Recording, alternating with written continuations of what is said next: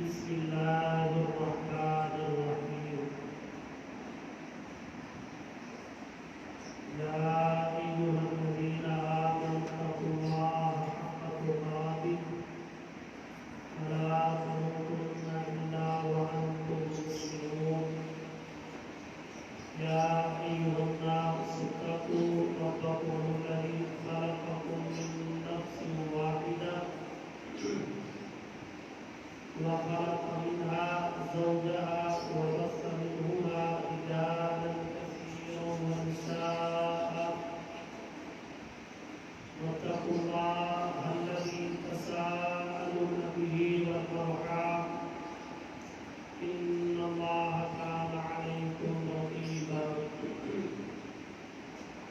يا أيها الذين آمنوا اتقوا الله وقولوا قولا سديدا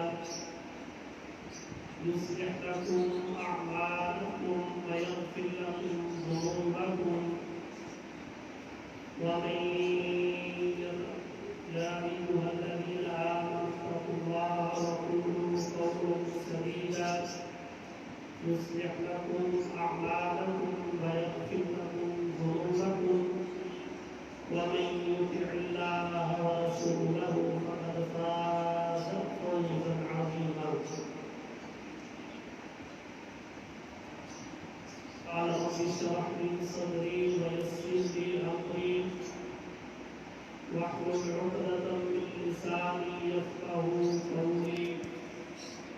رب زدني علما رب زدني علما رب زدنا علما. أعوذ بالله السميع العليم من همزه ونفخه ونفثه.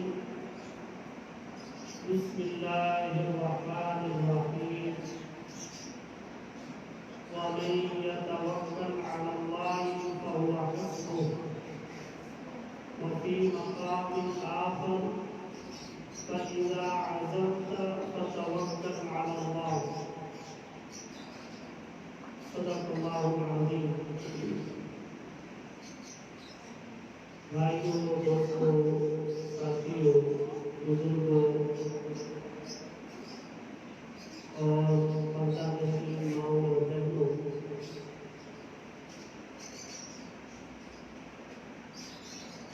آج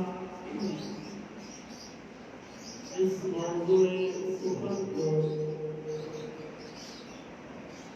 اپنی زبان کے قلم سے آپ کے وقائے دل پر نقش کرنے چلا ہوں. وہ دین و بات پر مشتمل موضوع ہے: ایمان، توکل اور تدبیر. اس کائنات میں اللہ کی نعمتوں میں سے سب سے بڑی نعمت ایمان کی نعمت ہے. ساری نعمتیں ایک طرف رکھ دی جائے، ایمان کی، اسلام کی نعمت ایک طرف رکھ دی جائے، وہ ساری نعمتیں ایمان کی نعمتوں کا مقابلہ نہیں کر سکتے. اور ایمان کی نعمت اللہ رب العزت اپنے خاص لوگوں کو عنایت فرماتے ہیں. لفظ ایمان جو ہے، اس کے حروف اصلی الف، میم اور نون ہے، جس کو ہم اردو میں امن پڑھتے ہیں. یہ ایمان امن سے ہے. گویا کہ جو ایمان لاتا ہے وہ جہنم سے امن میں آ جاتا ہے. جو ایمان لاتا ہے وہ دنیا کی ہر آزمائش سے، ہر برائی سے وہ بچ جاتا ہے، امن میں آ جاتا ہے. اور اگر یہ فعل لازم سے آئے تو اس کا مطلب ہوتا ہے بچنا، امن میں آنا. اور اگر ایمان کو فعل متعدی سے استعمال کریں تو اس کا مطلب ہوتا ہے بچانا، کسی کو ایمان کی طرف راغب کرنا. سو بات مختصر یہ ہے کہ پہلا جو نقطہ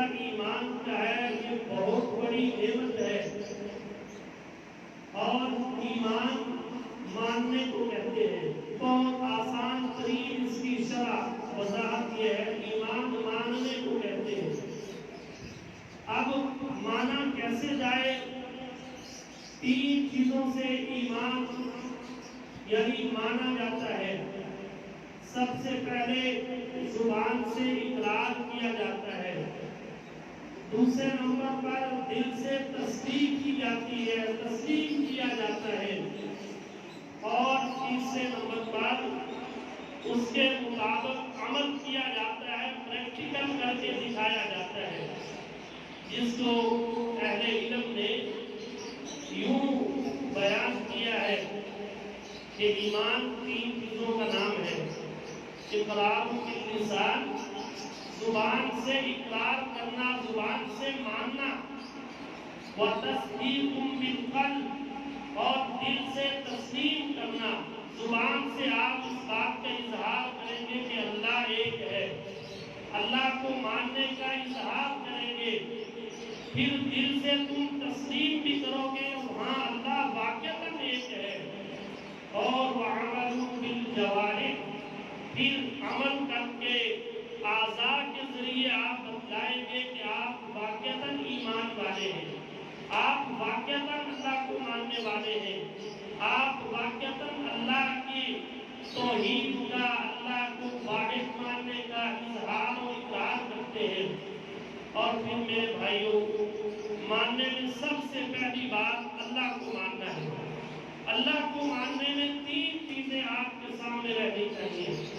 नंबर 1 उलूहियत, अल्लाह को अकेले मानना है। अल्लाह अकेले है इस कायनात के खालिक, अल्लाह के साथ कोई शरीक नहीं है।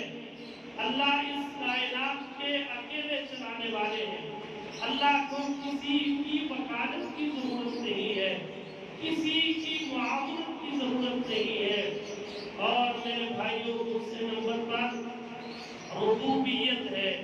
अल्लाह को मानने में पहली बात उसको वाहिद मानना है और उसको एक मानना है। दूसरे नंबर पर उसको रब मानना है और वो कायनात का रब है, इस बात की तस्दीक करनी है, तस्लीम करना है।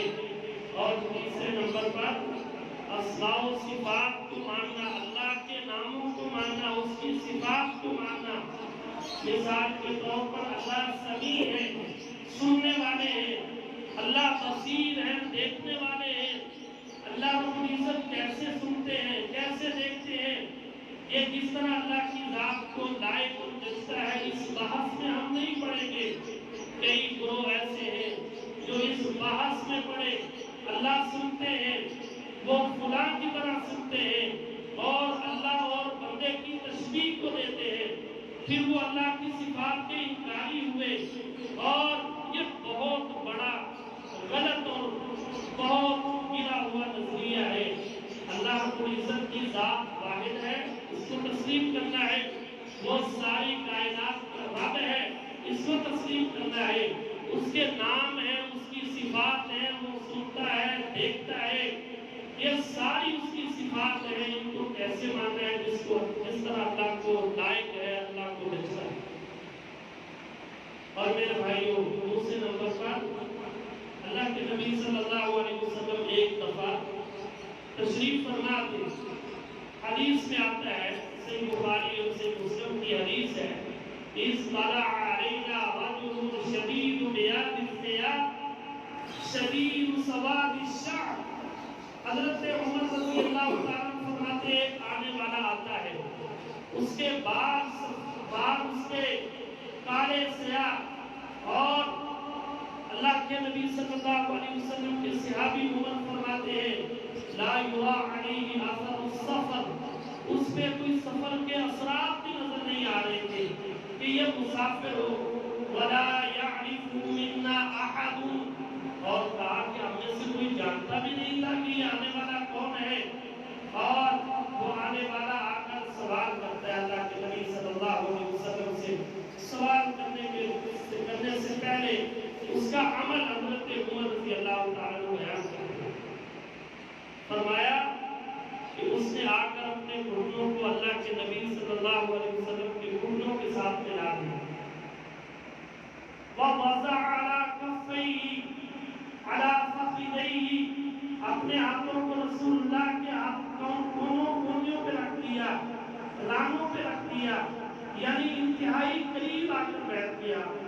صحابہ کہتے ہیں ہم بڑے پریشان ہوئے کہ اجنبی شخص ہے، ہم نہیں جانتے ہیں، اللہ کے نبی صلی اللہ علیہ وسلم کے پاس اتنا قریب آ کر بیٹھ گیا ہے اور پھر آ کر اس کے بیٹھنے کے انداز بھی مختلف ہے، اور پھر سوال کیا، فرمایا من اسلام، اللہ کے نبی صلی اللہ علیہ وسلم اسلام کیا؟ مختلف سوال کیے، حدیث لمبی ہے، میں اپنے موضوع کی طرف آتا ہوں۔ سوالات میں سے ایک سوال تھا من ایمان، ایمان کیا ہے؟ اللہ کے نبی صلی اللہ علیہ وسلم سے پوچھا ایمان کیا ہے؟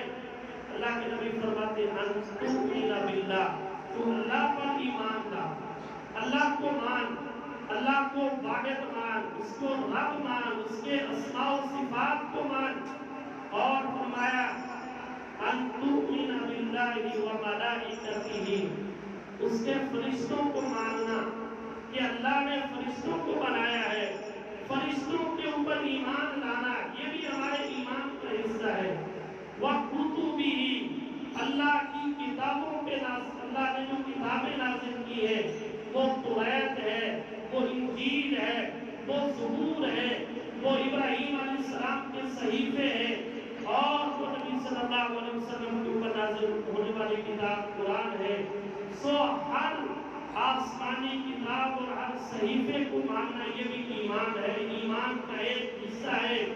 وَرُسُلِهِ، اور اس کے رسولوں کو ماننا، یہ نہیں کہ صرف ایک رسول کو ماننے پہ آپ ایمان والے ہو جائیں گے، سارے رسولوں کو ماننا یہ ایمان کا تقاضا ہے۔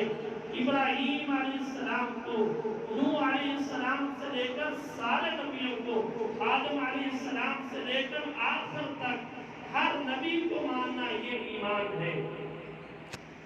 اور فرمایا وَتُؤْمِنَ بِالْقَدْرِ خَيْرِهِ وَشَرِّهِ، اچھی اور بری تقدیر کو ماننا یہ بھی ایمان ہے۔ اور فرمایا وَتُؤْمِنَ بِالْيَوْمِ الْآخِرِ، تو آخرت کے دن پر ایمان لائے، یعنی ایمان میں اللہ کو ماننا ہے، اس کی کتابوں کو ماننا ہے، اس کے رسولوں کو ماننا ہے، اور اللہ رب العزت نے جو آخرت میں ایک دن جس کو قیامت کہا جاتا ہے اس دن کو تسلیم کرنا کہ یہ نہیں ہے کہ یہ کائنات ایک دھماکے کی صورت میں آئی ہے اور اسی طرح ختم ہو جائے گی، کوئی حساب کوئی جزا سزا کا تصور نہیں۔ بعض لوگوں کا یہ نظریہ ہے، نہیں میرے بھائیوں، یہ ہمارے ایمان کا ایک حصہ ہے کہ ہم اس نظریے پہ قائم ہوں کہ آخرت میں اللہ نے ہم سے زندگی بھر کے پل پل کا حساب لینا ہے، اور اللہ تعالیٰ نے اس کے بارے میں پوچھنا ہے، قیامت کا آنا اور اس وقت اللہ رب العزت کے فیصلوں کا کرنا، یہ سارا برحق ہے اور یہ سارا ایمان ہے۔ جب تک ان ساری چیزوں کا اقرار نہ کیا جائے بندہ ایمان داخل ہو سکتا، بندہ ایمان کے دائرے میں داخل نہیں ہو سکتا۔ اور پھر ایک ایمان کے مقابل اسلام کا لفظ آیا ہے، بہت سارے مقامات پر اس کو مترادف طور پر استعمال کیا ہے، مترادف ایک دوسرے کے معنی میں آتے ہیں، لیکن قرآن مجید اور احادیث میں یہ مختلف معنی کے لیے بھی آئے ہیں۔ اسلام کا مطلب یہ ہے، عربی زبان میں مسلم اس گھوڑے کو کہتے ہیں کہ جس گھوڑے کو اس کا مالک نکیل ڈال کر اس کو کہیں لے کر جا رہا ہو اور وہ اپنا سر جھکائے اپنے مالک کے پیچھے پیچھے چلتا ہو، مالک جہاں اس کو بٹھائے وہ گھوڑا وہاں بیٹھ جائے، جس جگہ پہ کھڑا کرے وہ کھڑا ہو جائے، جس طرف چلنے کا اشارہ کرے وہ گھوڑا چلنا شروع ہو جائے، ایسے فرما بردار اور مطیع گھوڑے کا نام عربی میں مسلم ہے۔ اور مسلم یا مسلمان اس کو کہتے ہیں جو اللہ کے احکامات پہ چلتا ہے، جہاں اللہ نے حکم دیا ہے، جہاں اللہ کے نبی نے حکم دیا رکنے کا رک جاتا ہے، جس طرف جانے کا حکم ہوا ہے وہاں چلنا شروع ہو جاتا ہے، جس کام کا حکم دیا ہے وہ کام کرتا ہے، جس کام سے منع کیا ہے اس سے رک جاتا ہے، یہ مسلمان ہے۔ اور میرے بھائیوں، یہ عام خاص کی بحث ہے کہ ہر ایمان والا مسلمان ہوتا ہے، لیکن ہر مسلمان ایمان والا نہیں ہوتا۔ کہ اسلام میں داخل ہو جانا، زبان سے لا الہ الا اللہ محمد رسول اللہ کا اقرار کر لینا، یہ مسلمان ہونا ہے۔ پھر اس لا الہ الا اللہ محمد رسول اللہ کے تقاضوں کے اوپر پورا اترنا، یہ ایمان ہے۔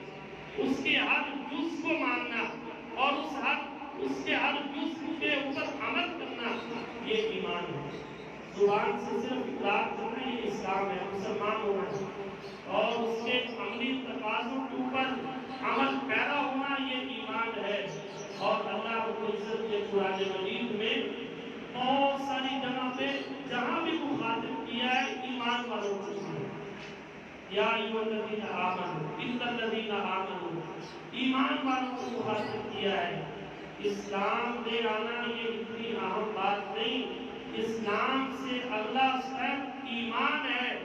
جب تک اسلام سے ایمان والے سٹیپ میں آپ داخل نہیں ہوں گے تب تک بات نہیں ہوگی۔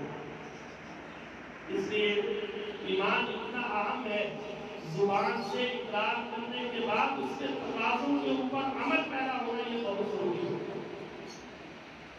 ایمان میں ہمارے ہاں آج کل ایک بحث چلتی ہے، بہت سارے ہمارے یہاں ایک تو ڈاکٹر ہے، نام بھی بڑا معروف ہے، ایمانیات میں ایک بہت بڑا مغالطہ پیش کیا جاتا ہے جو یہاں بیان کرنا بہت ضروری ہے۔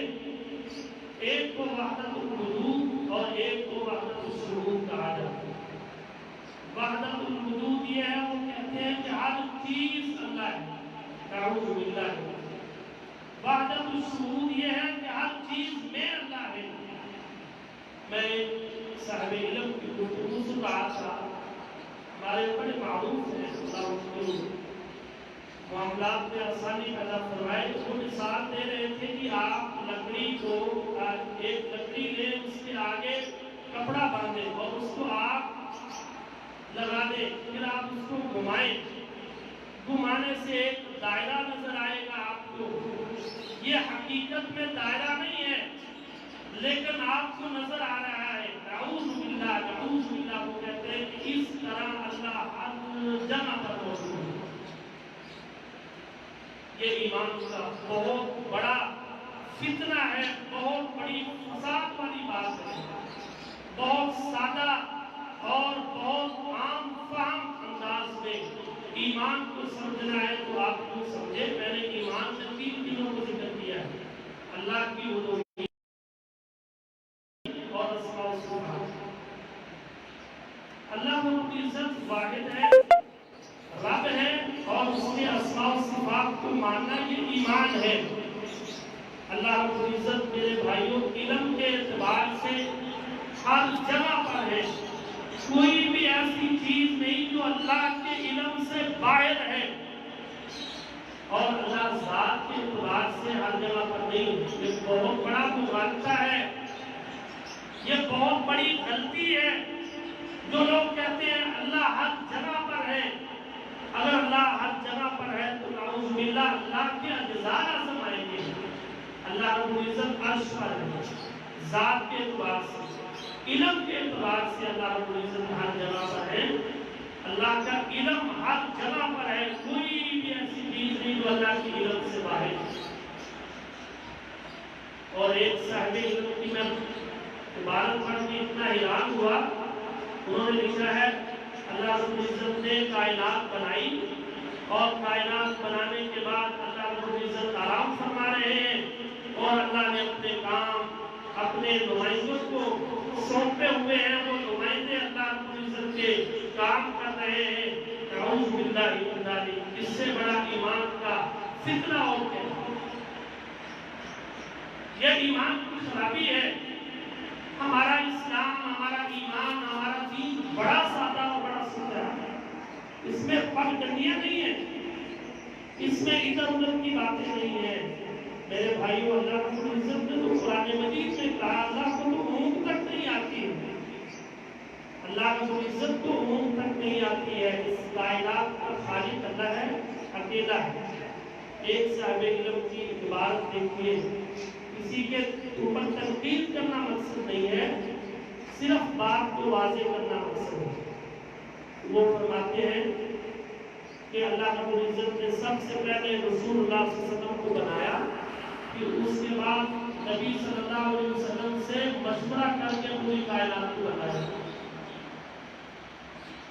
یہ ہمارے ایمان کا بہت بڑا بیمار ہے میرے بھائیوں اور دوستوں ساتھیوں۔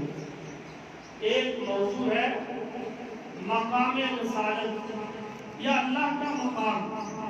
جب بھی کوئی فرقہ، جب بھی کوئی گروہ اپنے ماننے اور چاہنے والے کی عظمت میں غلو کا شکار ہوا ہے، ہمیشہ وہ پٹری سے اترا۔ رسول اللہ صلی اللہ علیہ وسلم کا مقام، مرتبہ، شان و شوکت کی ہے، اللہ کے بعد اور کسی کا کوئی مقام ہے تو وہ رسول اللہ صلی اللہ علیہ وسلم۔ لیکن اس طرح کی بحث کا مقصد کیا ہے؟ میرے بھائیوں، یہ ایمان کی بہت بڑی خرابی ہے۔ ایمان اس چیز کا نام ہے اللہ کو ایک ماننا، اللہ کے ساتھ کوئی شریک نہیں ہوا ہے، اللہ واحد ہے، اکیلے ہیں، سارے سسٹم کو چلاتے ہیں، کوئی شریک نہیں ہے اللہ رب العزت کے اس معاملے میں۔ اور یہ بڑا اہم نقطہ ہے، اس اہم نقطے کی وجہ سے بہت سارے لوگ سیدھے راستے پر ہیں، اور بہت سارے لوگ جب عقل کے گھوڑے دوڑاتے ہیں تو وہ پٹری سے اترتے ہیں۔ میرے بھائیوں کو مختصر بات یہ ہے کہ پہلا جو نقطہ ہے ایمان، میں نے آپ کو کہا ایمان ماننے کا نام ہے، اللہ کو ماننا ہے۔ اللہ کو ماننا کس طرح ہے؟ ایک اللہ کو رب ماننا ہے، واحد ماننا ہے، اور پھر اللہ کے اسماء اور صفات، اللہ کے ناموں کو، ان کی صفات کو تسلیم کرنا ہے، ان کا انکار نہیں کرنا۔ یہ ایمان ہے، اس کی کتابوں پر، رسولوں پر اور آخرت کے دن پر، تقدیر پر ایمان لانا، یہ ہمارے ایمان کی بنیاد ہے۔ یہاں پہ ایک بڑی اہم جو بحث ہے، تقدیر کے حوالے سے ہمارے یہاں بڑا مغالطہ پایا جاتا ہے۔ اس حدیث میں ایمان کے اندر تقدیر کو شامل کیا ہے کہ تقدیر پہ ایمان لانا۔ ہمارے یہاں لوگ یہ کہتے ہیں کہ اگر کوئی اچھی چیز ہو تو کہتے ہیں کہ میں نے بڑی محنت کی ہے، میں نے اتنی محنت کے بعد مجھے یہ مقام ملا ہے، اور اگر اللہ نہ کرے اس کو بھی آزمائش ہو جائے، تکلیف ہو جائے، کہتے ہیں کہ اللہ کی طرف سے آزمائش۔ آزمائش اللہ کی طرف سے ہے، نعمت یہ انسان کہتا ہے میں نے اپنی محنت سے کمائی ہے، یہ مجھے اپنی نعمت کے بعد ہوتے ملی ہے۔ یہ بہت بڑا ظلم ہے۔ نعمت ہو وہ بھی اللہ کی طرف سے ہے، آزمائش ہو وہ بھی اللہ کی طرف سے ہے۔ اور میرے بھائیوں، تقدیر کا ایک بڑا اہم مسئلہ ہے۔ ہمارے ہاں یہ کہا جاتا ہے کہ یہ میری تقدیر میں لکھا تھا، میں نے اس وجہ سے نہیں کیا، یا میری تقدیر میں لکھا ہے میں نے یہ کیا ہے، یہ میری تقدیر میں لکھا تھا۔ نہیں، اللہ رب العزت نے جو تقدیر میں لکھا ہے وہ تم نے نہیں کرنا۔ یہ بڑی اہم بات ہے، جو تم نے کرنا تھا اللہ نے وہ تقدیر میں لکھا ہے۔ اللہ کائنات کے پورے نظام کو قیامت تک کے لیے کس نے آنا ہے، کیا ہونا ہے، کیا کیا ہوگا، تم کیا کرو گے، اللہ تمہارے حالات سے واقف ہے، اللہ نے اس کے مطابق لکھا ہے۔ یہ نہیں ہے کہ اللہ نے لکھا ہو تم کو کہ اللہ نے لکھا میں نے اس کے مطابق کرنا ہے، یہ تو نعوذ باللہ ظلم ہوا۔ ایسا نہیں ہے، جو تم نے کرنا تھا وہ اللہ نے لکھا ہے۔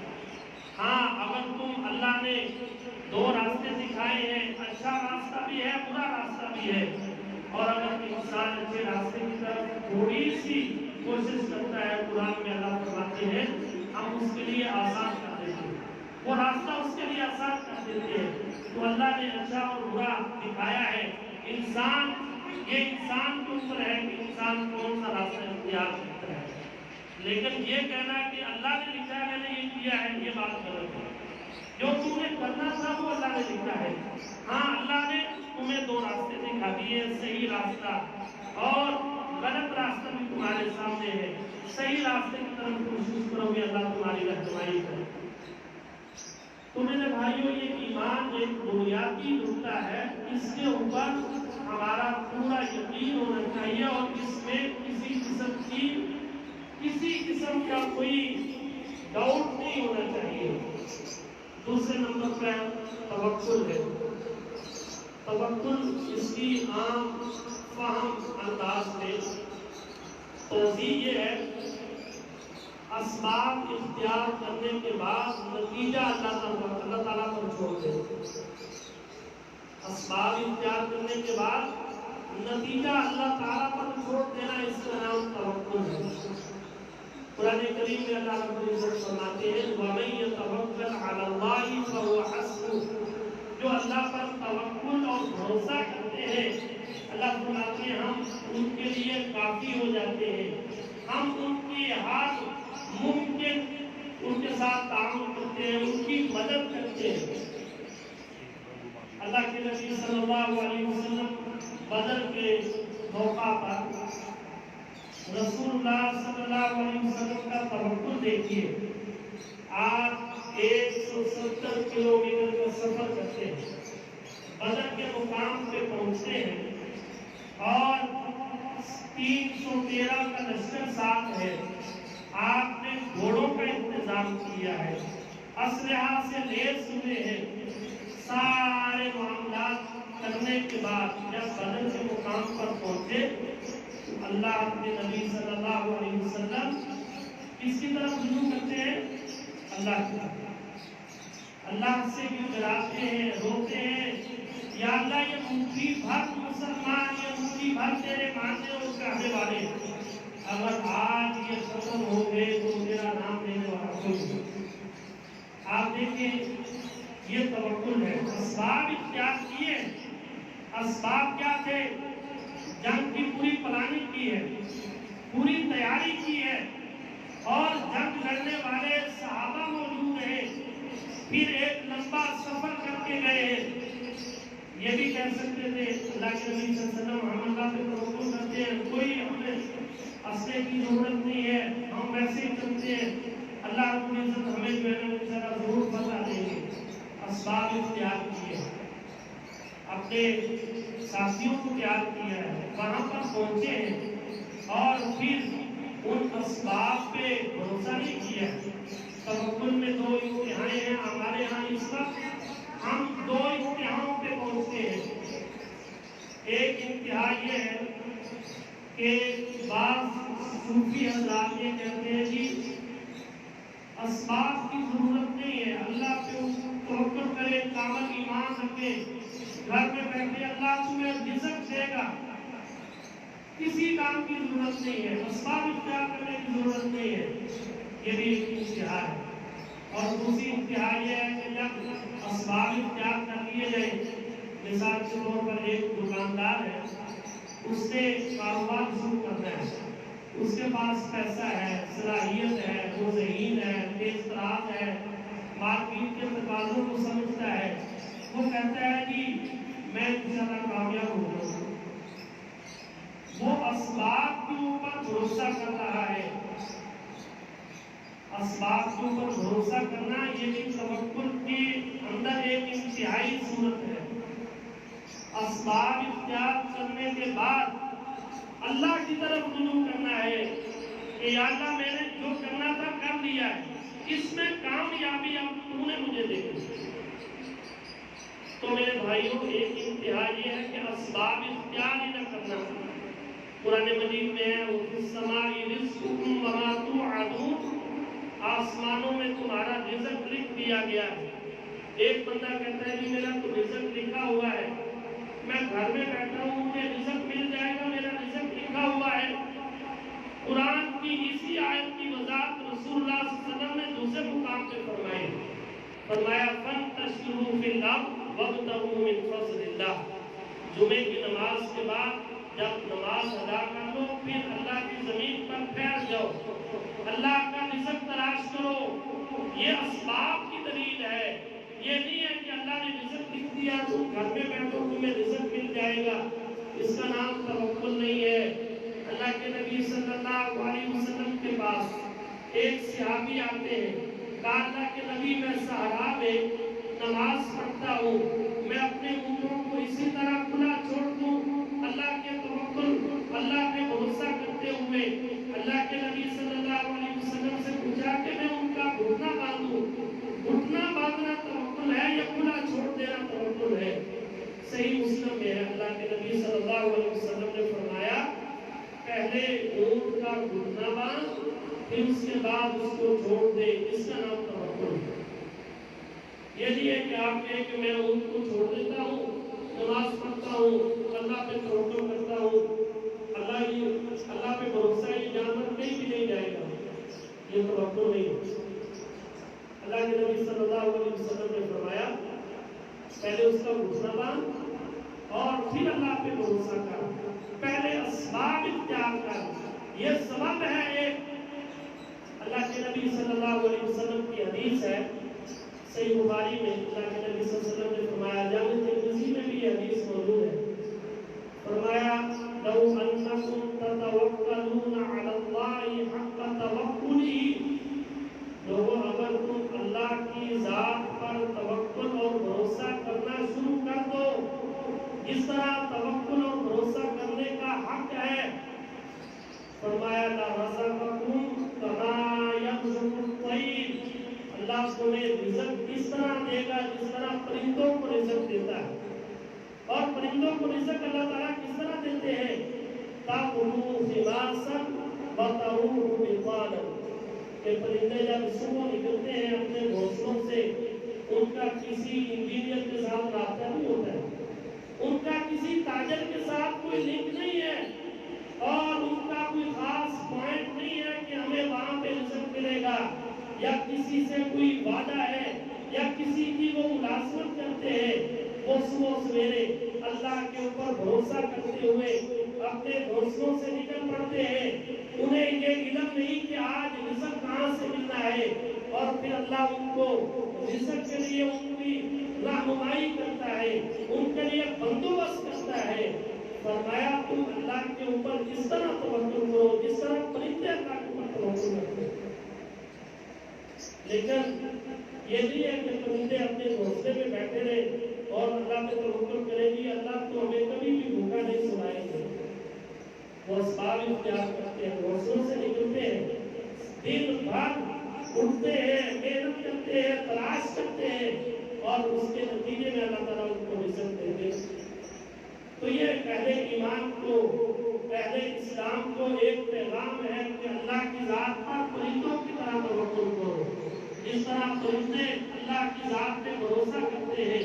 اور اس حدیث میں اہل علم نے ایک وضاحت یہ بھی لکھی ہے کہ پرندے کبھی مال جمع نہیں کرتے، کبھی رزق جمع نہیں کرتے۔ پرندے صبح اٹھتے ہیں، تلاش کرتے ہیں، شام کو واپس اپنے بچوں کے لیے لاتے ہیں، اور صبح کے لیے ان کے پاس کچھ بھی نہیں ہوتا ہے، صبح وہ نئے سرے سے اٹھتے ہیں اور اللہ کا رزق تلاش کرتے ہیں۔ اور فرمایا بندہ مومن ہوتا ہی وہ ہے جو جمع کرنے کی طرف نہیں جاتا ہے، جو ایک دن کا اگر میسر ہو تو اس پہ اللہ کے اوپر کامل بھروسہ کرتا ہے کہ اگلے دن اللہ رب العزت مجھے ضرور دیں گے۔ لیکن ہمارے یہاں ایمان کی، توکل کی اتنی کمزوری ہے، ہم سال بھر کا جمع کرنے کے بعد بھی سوچتے ہیں کہ کیا بنے گا، ہمارا کیا بنے گا۔ اللہ رب العزت جس طرح پرندوں کو بھوکا نہیں رکھتے ہیں، اس طرح آپ کو بھی کبھی بھوکا نہیں رکھتے۔ اللہ پہ کامل توکل کیجیے۔ ایک حدیث سے ہے، اللہ کے نبی صلی اللہ علیہ وسلم نے فرمایا یدخلون الجنۃ من امتی 70,000 بغیر حساب، میری امت کے 70,000 لوگ جنت میں بغیر حساب کے جائیں گے۔ اللہ کے نبی صلی اللہ علیہ وسلم اس طرح صحابہ میں موجود تھے، حضرت جبرائیل علیہ السلام آئے اور پیغام دیا، نبی صلی اللہ علیہ وسلم بڑے خوش ہوئے، مسکرائے، صحابہ کو خوشی خوشی یہ حدیث بیان کی، فرمایا کہ میری امت کے 70,000 لوگ بغیر حساب کے جنت میں جائیں گے، اور وہ نبی جن کی رات مصلی پہ اس طرح گزرتی ہو۔ سیدہ عائشہ صدیقہ رضی اللہ تعالی عنہ بیان کرتی ہیں کہ آپ بسا اوقات رات بھر سوتے نہیں تھے، اور میں توجہ کرتی، میں سنتی تو اللہ کے نبی صلی اللہ علیہ وسلم یہ کلمات کہہ رہے ہوتے، ربی امتی ربی امتی، امت کے بارے میں فکر مند ہوتے، امت کے بارے میں गम सदा होते और बसा हुआ जहाँ पर अल्लाह के नबी सल्लल्लाहु अलैहि वसल्लम रात को अल्लाह के सामने गिड़गिड़ाते आओ दुआ करते। हजरत आयशा फरमाती है जब सुबह हम वो जगह देखती, वो जगह गीली होती थी, वो जगह इस तरह की जहाँ किसी ने पानी डाला हो, रसूलुल्लाह सल्लल्लाहु अलैहि वसल्लम इस कदर होते, जमीन तर हो जाती, वो कपड़ा तर हो जाता। किसके लिए? उम्मत के गम के लिए। अल्लाह मेरी उम्मत को जन्नत में दाखिल कर दे, मेरी उम्मत जहन्नम से बचा ले। रसूलुल्लाह सल्लल्लाहु अलैहि वसल्लम रात दिन ये मेहनत करते, ये कोशिश करते। रसूलुल्लाह को जब जिब्राइल अलैहिस्सलाम ने ये पैगाम दिया कि 70,000 लोग आपकी उम्मत से बगैर हिसाब के जन्नत में जाएंगे, रसूलुल्लाह इतने खुश हुए। आपने खुशी के आलम में सहाबा को जमा किया और फरमाया सहाबा आज इतना बड़ा पैकेज है, इतनी बड़ी खुशी है, आज मैं उस खुशी को आपके साथ शेयर करना चाहता हूँ। सहाबा करते हैं अल्लाह के नबी जरूर बताइए। फरमाया 3 तरह के लोग हैं जो उन लोगों में शामिल होंगे जो 70,000 बगैर हिसाब के जन्नत में दाखिल होंगे। अभी हदीस बयान नहीं की है। उकाशा बिन महसन रज़ी अल्लाह ताला अन्हु खड़े हुए, कहा अल्लाह के नबी मेरा भी नाम उन बंदों में शामिल है। कहा उकाशा तुम भी उन बंदों में शामिल हो। एक और सहाबी खड़े हुए, कहा अल्लाह के नबी मैं भी उन बंदों में शामिल हूँ। कहा सबक़त उकाशा, उकाशा तुमसे सबक ले गया, उकाशा तुमसे सबक ले गया। इस हदीस की शरह में उलमा ने ये बात लिखी है, उकाशा के बारे में रज़ी अल्लाह ताला अन्हु हज़रत जिब्राइल को कहना बता कर कहते कि वो भी उनमें शामिल है। अल्लाह के नबी सल्लल्लाहु अलैहि वसल्लम ने वही के जरिए कहा। अल्लाह के नबी सल्लल्लाहु अलैहि वसल्लम फरमाते हैं वो 3 तरह के लोग हैं। नंबर 1 जो दम नहीं करवाते होंगे, जो दम नहीं करवाते होंगे। नंबर 2 अल्लाह के नबी सल्लल्लाहु अलैहि वसल्लम ने फरमाया वला यततय्यरून, वो फाल बदशगुनी नहीं लेते होंगे। और नंबर 3 अल्लाह के नबी सल्लल्लाहु अलैहि वसल्लम ने फरमाया वला यक्तुमून, वो लोग जो आग से अपने जिस्म को नहीं डालते होंगे। जो शरीर दम करवाना है ये इस हदीस से मुमानत नहीं है, यहाँ पे दम गैर शरीर मुराद है। जो तावीज़ वगैरह गैर शरीर दम नहीं करवाते और फिर फाल और बदशगुनी नहीं लेते होंगे। और फिर अल्लाह के नबी सल्लल्लाहु अलैहि वसल्लम ने फरमाया अपने जिस्म के किसी हिस्से को आग से दागते नहीं होंगे। हमारे यहाँ ये ट्रेंड है, आग से इस तरह ऊपर नाम लिखवा लेते हैं या कोई और दिल बना लिया या इस तरह अपनी महबूबा का नाम लिखवा लिया। मुराद अहले इल्म ने ये लिखा है जिस्म के किसी हिस्से को दागना नहीं और फाल निकालना ये है। उस वक्त लोग ये कहते थे कि अगर घर की छत पे उल्लू आकर बैठ गया है तो गोया कि हमारा घर कब्रिस्तान बन जाएगा, क्योंकि उल्लू आमतौर पर कब्रिस्तान में रहते हैं। अगर घर के कोने में कौवा आकर बैठ गया है तो आज हमारे घर मेहमान आएंगे। अगर आपकी सवारी के आगे से कोई बिल्ली गुजर गई है तो समझते थे कि सफर करना अच्छा नहीं है, आज मुझे नुकसान होगा। ये बदशगुनी और फाल थी और वो फाल निकालते थे। अगर बात दाएं तरफ जाता तो सफर शुरू कर देते, बाईं तरफ जाता तो कहते आज सफर करना आसान नहीं है, आज सफर करना हमारे हक में नहीं है। इस तरह की हमारे माशरे में बहुत सारी मिसालें हैं। हम इस तरह के नजरियात करते हैं। मेरे भाइयों अगर बगैर हिसाब के रसूलुल्लाह की हदीस के मुताबिक जन्नत में जाना चाहते हो तो ये 3 काम आपको करना होगा। गैर शरीर दाम नहीं करवाना है, फाल नहीं निकालनी है, बदशगुनी नहीं लेनी है और अपने जिस्म के किसी हिस्से को दागना नहीं है।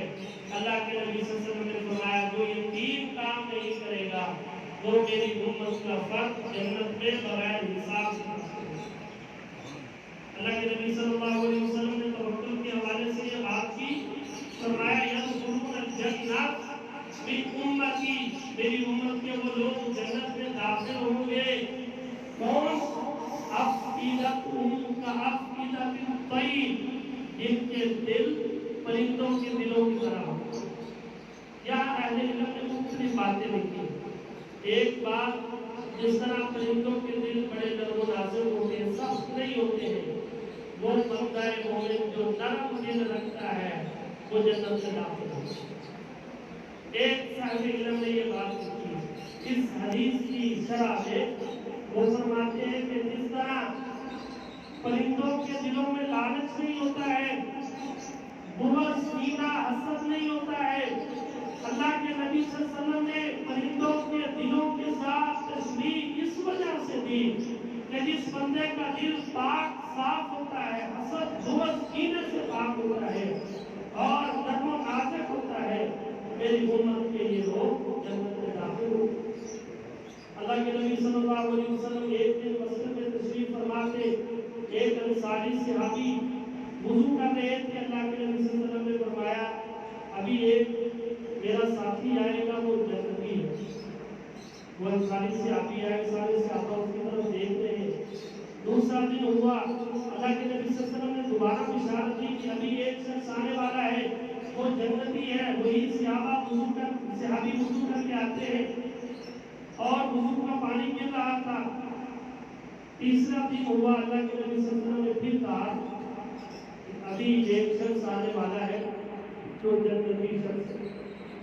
صحابہ نے دیکھا وہی صحابی، انصاری صحابی وضو کر کے آئے، صحابہ دیکھتے ہیں کہ 3 دن ہو گئے اللہ کے نبی صلی اللہ علیہ وسلم اس بندے کو اشارت دے رہے ہیں کہ یہ جنتی شخص ہے۔ ایک صحابی کھڑے ہوئے نماز کے بعد ان کے ساتھ کرے، کہا کہ میں آپ کا مہمان بننا چاہتا ہوں۔ کہا خوش آمدید۔ کچھ دن ان کے گھر ٹھہرے، ان کے معمولات دیکھے کہ رات کو کیا کرتے ہیں، تہجد پڑھتے ہیں، کیا ان کا کون سا عمل ہے جس عمل کی وجہ سے اللہ کے نبی صلی اللہ علیہ وسلم نے ان کو جنت کی بشارت کی خوشخبری دی ہے۔ کچھ دنوں کے بعد وہ پوچھتے ہیں کہ میں آپ کے گھر مہمان اس وجہ سے کہہ رہا ہوں کہ اللہ کے نبی صلی اللہ علیہ وسلم نے 3 دن آپ کی عدم وجودگی میں آپ کے بارے میں کہا کہ یہ جنتی شخص ہے، آپ کیا کام کرتے ہیں؟ کہا میں تو کوئی بھی ایسا کام نہیں کرتا ہوں، ہاں فرضی کام کرتا ہوں، فرضی نماز ہے، فرضی عبادت ہے اور بنیادی چیزیں، اس کے علاوہ میں کوئی اضافی کام نہیں کرتا ہوں۔ ہاں ایک عمل ایسا ہے، ہو سکتا ہے کہ اللہ کو وہ میرا عمل پسند ہو۔ وہ عمل کیا ہے؟ کہنے لگے میں جب رات اپنے بستر پر جاتا ہوں تو میں اپنے دل کو پاک اور صاف کر دیتا ہوں۔ کسی کے بارے میں حسد، بغض، کینہ، لڑائی جھگڑا اگر ہوا ہو میں صاف کر کے سوتا ہوں۔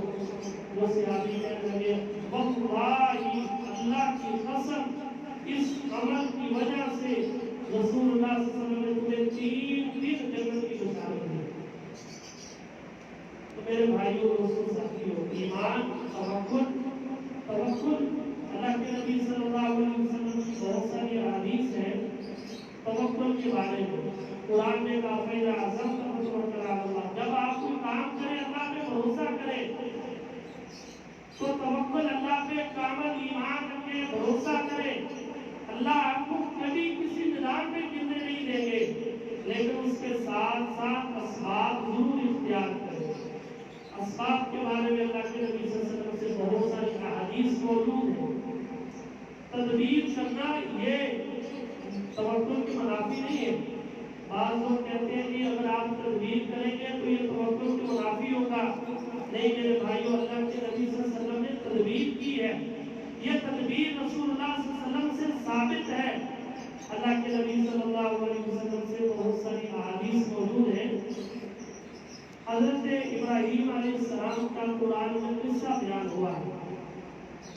اللہ کے نبی صلی اللہ علیہ وسلم نے حدیث میں بھی بیان کیا ہے۔ ابراہیم علیہ السلام اللہ کے خاص بندے تھے، خاص نبی تھے، ساری زندگی اولاد طلب کرتے رہے۔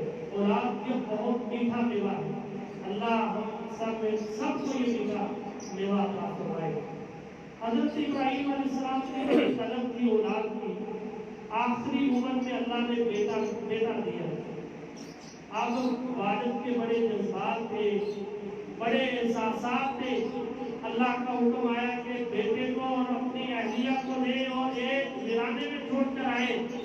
ابراہیم علیہ السلام اپنی اہلیہ کو اور اپنے بیٹے کو لیتے ہیں، ایک ویران جگہ پر چھوڑ کر کر جب واپس پلٹتے ہیں، اہلیہ خاتون خانہ حضرت حاجرہ علیہ السلام پوچھتی ہے کہ آپ یہ کس مقصد کے لیے چھوڑ کے جا رہے ہیں؟ کہا کیا یہ اللہ کا حکم ہے؟ حضرت ابراہیم علیہ السلام اس بات میں آپ اپنا سر ہلاتے ہیں، ہاں یہ اللہ کا حکم ہے۔ پھر حضرت حاجرہ علیہ السلام کہتی ہے کہ اگر اللہ نے حکم دیا ہے پھر اللہ ہمیں کبھی بھی ضائع نہیں کریں گے۔